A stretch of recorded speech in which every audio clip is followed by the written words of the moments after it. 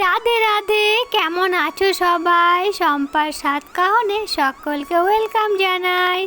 আশা করছি যে যেখান থেকেই আমার এই ভিডিওটি দেখছো তারা সকলে সুস্থ আছো এবং ভালো আছো। রাধা রানীর কৃপায় আমরাও আছি, যেমন রেখেছেন উনি তেমনই আছি। এখন সময় হলো সকাল 7:30। দুদিন ঘুম থেকে উঠতে ভীষণ দেরি হয়ে যাচ্ছে, এতটা গরম পড়েছে। আমার সোনা বাবা রাত্রে একদম ঘুমোতে পারে না, মানে 15 মিনিট 20 মিনিট, খুব বেশি হলে আধ ঘন্টা পর পরই শুধু উঠে পড়ছে। ও কান্না শুরু করে দিচ্ছে। ওকে আমি খাওয়াচ্ছি তবুও ও কান্না থামছে না, ও গরমে না একদম ঘুমোতে পারছে না। আর এতটা গরম পড়েছে আমাদের এই দিকটা, কয়েকদিন ধরে একদম বৃষ্টি নেই, সেই জন্য ঘুম থেকে উঠতে অনেক দেরি হয়ে যাচ্ছে। তাছাড়া আমি এত দেরি করে ঘুম থেকে একদম উঠি না। শীতকালের ব্যাপারটা অন্যরকম, কিন্তু গরমকাল তো কখনোই নয়। এত বেলা অবধি শুয়ে থাকতে একদম ভালো লাগে না। রাতের বেলা একটুও ঘুম হয় না, আর সারাদিন তো আর ঘুমানোর সময় পাই না, একমাত্র রাত্রিরে। তো যাই হোক, এর জন্যেই দেরি হয়ে যায় ঘুম থেকে উঠতে। দেখেছো আমার সোনা বাবা কী গলা করছে, আমি ভয়েস ওভারটা দিচ্ছি। আর এই সময় খুব দুষ্টু হয়েছে আমার সোনা বাবাটা, খুব দুষ্টু হয়েছে, জানো না তোমরা? কয়েকদিন সার্ফ ছিল না, একদম একটুখানি ছিল, শুধু আমার সোনা বাবার জামা কাপড়গুলো কাচা হচ্ছিল। আর আমাদেরও অনেকগুলো জামা কাপড় বেরিয়েছে, বিছানার চাদর বেরিয়েছে।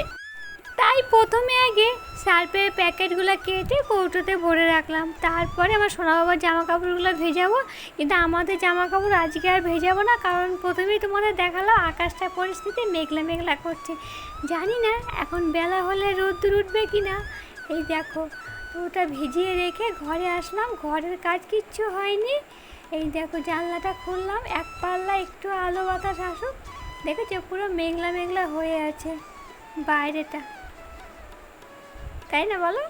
তো আজকে আর কাচাকুচি করবো না, শুধুমাত্র সোনা বাবার জামা কাপড়গুলোই কাচবো। তো চলো ঘরটা আগে ভালো করে ঝাড় দিয়ে নিই, আর তোমাদেরকে দেখাই। দেখেছি আমার সোনা বাবা কীভাবে ঘুমোচ্ছে, কোথায় ওর বিছানা আর কোথায় ঘুমোচ্ছে।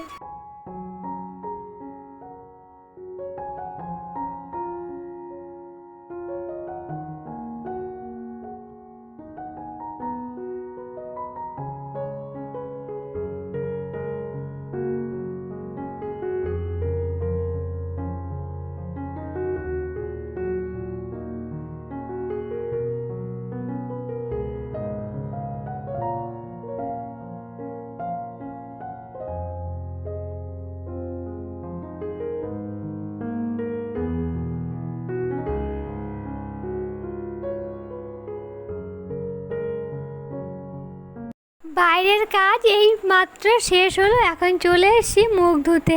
আর এই জানলাটা খোলার চেষ্টা করলাম কিন্তু পারলাম না, এতটা টাইট।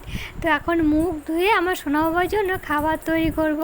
অনেকটা বেলা হয়ে গেছে, আর ওর জন্য আজকে খাবার তৈরি করছি সুজি। ওর মধ্যে একটু দেবো হচ্ছে বাদাম গুঁড়ো আর একটুখানি ঘি। এটা দিয়ে রান্না করব, করে ঠান্ডা করে তারপর আমার সোনা বাবাকে খাওয়াবো। তাড়াতাড়ি করছি, অনেকটা বেলা হয়ে গেছে, আবার একই কথা রিপিট করছি। এই দেখো, আর আজকে রান্না করব স্টোভে। শুধু আজকে না, বেশ কয়েকদিন ধরে স্টোভেই রান্না করছি। আসলে গ্যাসটা শেষ হয়ে গেছে, সেই জন্য স্টোভে করছি।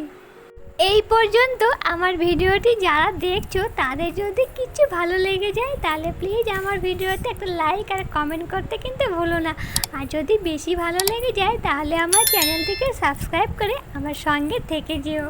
আর এই দেখো আমার সোনা বাবার খাবার প্রায় রেডি হয়ে গেছে, এখনই নামিয়ে দেবো। নামিয়ে আমার সোনা বাবাকে ঘুম থেকে ডেকে তুলবো।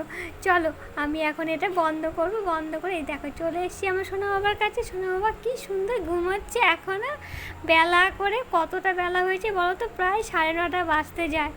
ও সারা রাত ঘুমায় না যে, আর এখন ঘুমোচ্ছে।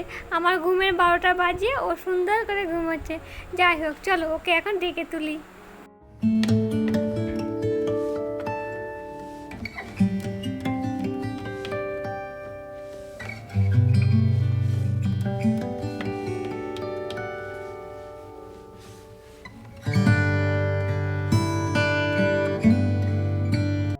এই যে খাবার খাবার খাওয়াতে বসেছি না যুদ্ধ জয় করতে বসেছি, এটাই মাঝে মাঝে বুঝতে পারি না।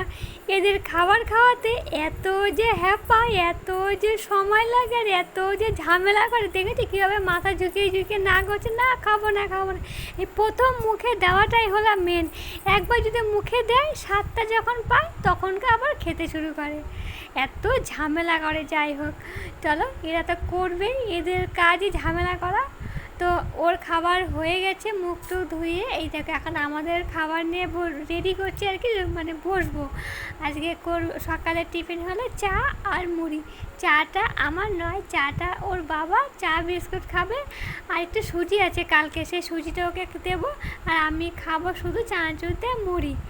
তাহলে এই তো চা করছি আর মুড়িটা মেখে এলো আমার জন্য চানাচুর দিয়ে।